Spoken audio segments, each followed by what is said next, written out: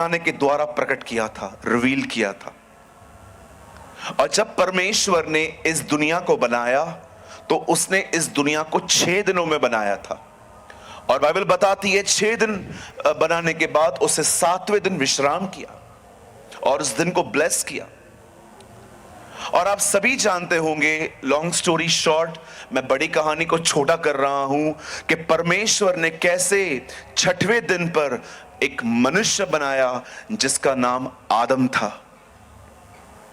परमेश्वर ने उसके लिए एक सहायक बनाई जिसका नाम हवा था। ये हवा नाम उसे आदम ने दिया था, लेकिन परमेश्वर ने उसका नाम हवा नहीं, सहायक रखा था। हवा के 2 नाम थे।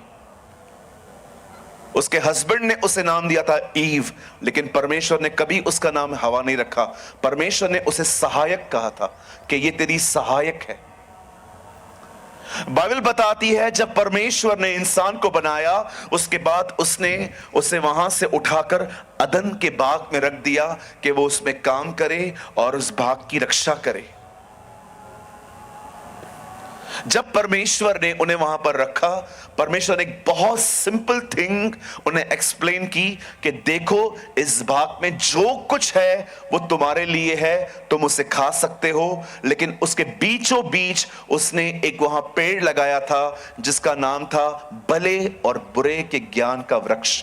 और परमेश्वर ने साफ कहा था, तू उसे मत खाना, क्योंकि जिस दिन तू उसे खा लेगा उस दिन तेरी आंखें खुल जाएंगी और तुझे पता चल जाएगा। कभी आपने इस बारे में सोचा है कि परमेश्वर क्यों नहीं चाहता था कि आदम को भले और बुरे के ज्ञान को वो पाए, वो समझे? क्या आप अपने बच्चों को नहीं सिखाते क्या गलत है, क्या सही है?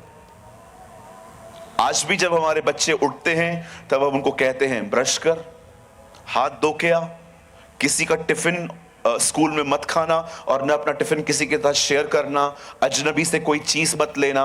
हम तो अपने बच्चों को सिखाते हैं। फिर परमेश्वर क्यों नहीं चाहता था कि इंसान को भलाई और बुराई का ज्ञान न पाए? कभी सोचा आपने? आप बहुत आशीषित होंगे अगर आपने बाइबल को धीमे से पढ़ना शुरू कर दिया तो। You will really blessed. एक अध्याय मुझे कंप्लीट करना है आज, और ईयर में पूरी बाइबल कंप्लीट करनी है, ये छोड़ दीजिए अब। इसीलिए फिलिप्पुस ने उस खोजे से रथ पर कहा, हे महर्षि, जो आप पढ़ते हो क्या आप उसे समझते भी हो? आज बहुत सारे लोग हैं वो पढ़ते हैं पर समझते नहीं है। क्यों? क्योंकि वे धीमे से नहीं पढ़ते। मैं आप में से हर एक को कहना चाहता हूं, आप चाहते हो वचन आपको समझ में आए, उसे धीमे से पढ़ो। हमारे प्रभु यीशु मसीह का आखिरी काम था पृथ्वी पर, उसने रोटी तोड़ी और बांटी। रोटी को तोड़ना सीखिए। इसीलिए पॉल तिमुथियुस से कहता है, divide the word of the truth correctly. परमेश्वर के वचन को ठीक से काम मिला। जब भी आप वचन को पढ़ते हैं बहुत धीरे से पढ़ें, प्रार्थना के साथ पढ़ें।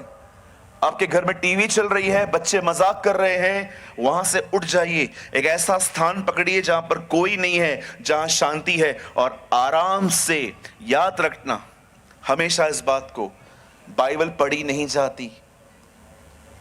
बाइबल इसलिए दी गई है ताकि हम परमेश्वर को सुन सकें, खुदा को सुन सकें। एक दिन एक धनवान मर जाता है और वो नरक चला जाता है। लाजर मर जाता है, वो स्वर्ग चला जाता है। जब धनवान ने उसे देखा कि वो इब्राहिम के साथ है तो कहता है, हे पिता इब्राहिम, इस लाजर को बोल मेरे घर जाए और मेरे परिवार को संदेश दे कि हां, नरक नाम की एक चीज है और वो बचे। इब्राहिम कहता है, नहीं, कोई नहीं जाएगा। उनके पास किताबें हैं, वहां पर नहीं लिखा है उन्हें पढ़ें, लिखा है सुने।